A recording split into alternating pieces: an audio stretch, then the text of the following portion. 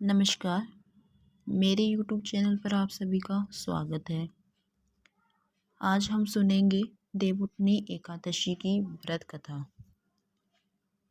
एक समय की बात है, एक राजा के राज्य में सभी लोग एकादशी का व्रत रखते थे।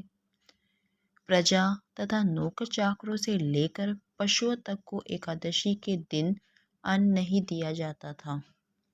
एक दिन किसी दूसरे राज्य का एक व्यक्ति राजा के पास आकर बोला, महाराज, कृपा करके मुझे कोई काम दे दीजिए। तब राजा ने उसके सामने एक शर्त रखी कि ठीक है, मैं तुम्हें काम दे दूंगा, परंतु रोज तो तुम्हें खाने को सब कुछ मिलेगा, पर एकादशी के दिन अन्न नहीं मिलेगा। उस व्यक्ति ने उस समय तो हाँ कर दी, पर जब एकादशी का दिन आया तब उसे फलाहार का सामान दिया गया। वह देखकर वह राजा के पास गया और जाकर गिड़गिड़ाने लगा, महाराज, इससे मेरा पेट नहीं भरेगा, मैं तो भूखा ही मर जाऊंगा, मुझे अन्न दे दीजिए।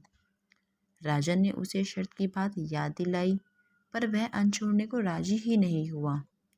तब राजा ने उसे आटा दाल चावल दे दिए।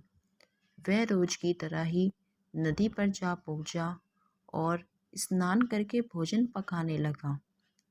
जब भोजन पक गया तब वह भगवान को बुलाने लगा, आओ भगवान, आओ भगवान, भोजन तैयार है। उसके बुलाने पर पीताम्बर धारण किए भगवान चतुर्भुज रूप में आ पहुँचे और प्रेम से उसके साथ भोजन करने लगे। भोजन करने के बाद भगवान अंतर ध्यान हो गए और वह व्यक्ति अपने काम पर चला गया।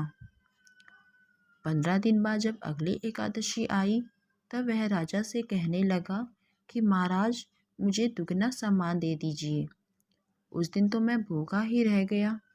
राजा ने जब उससे इसका कारण पूछा तो वह कहने लगा कि भगवान भी मेरे साथ भोजन करते हैं, इसलिए हम दोनों के लिए ये भोजन पूरा नहीं हो पाता। यह सुनकर राजा को बड़ा ही आश्चर्य हुआ। वह बोला, मैं नहीं मानता कि भगवान तुम्हारे साथ भोजन करते हैं। मैं तो इतने समय से व्रत रखता हूँ, भगवान की पूजा करता हूँ, परंतु भगवान ने आज तक मुझे तो कोई दर्शन नहीं दिए। राजा की बात सुनकर वह बोला, महाराज, अगर आपको मेरी बातों पर विश्वास नहीं हो तो मेरे साथ चलकर देख ले। राजा ने उसकी बात मान ली और वह उस व्यक्ति के साथ चल पड़ा। राजा जाकर के एक पेड़ के पीछे छिपकर बैठ गया। उस व्यक्ति ने भोजन पका लिया और भगवान को पुकारने लगा, परंतु भगवान नहीं आए। शाम हो गई। अंत में उसने कहा, हे भगवान, यदि आप नहीं आए तो मैं नदी में कूदकर अपने प्राण त्याग दूंगा। लेकिन भगवान नहीं आए। तब वह अपना प्राण त्यागने के उद्देश्य से नदी की ओर चल पड़ा। प्राण त्यागने का उसका इरादा जानकर शीघ्र ही भगवान ने दर्शन देकर उसे रोक लिया और उसके संग बैठकर भोजन करने लगे।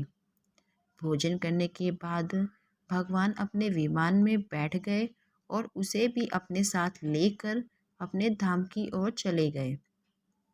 यह देखकर राजा ने सोचा कि व्रत उपवास से तब तक कोई फायदा नहीं होता जब तक मन शुद्ध ना हो। इससे राजा को ज्ञान मिला। वह भी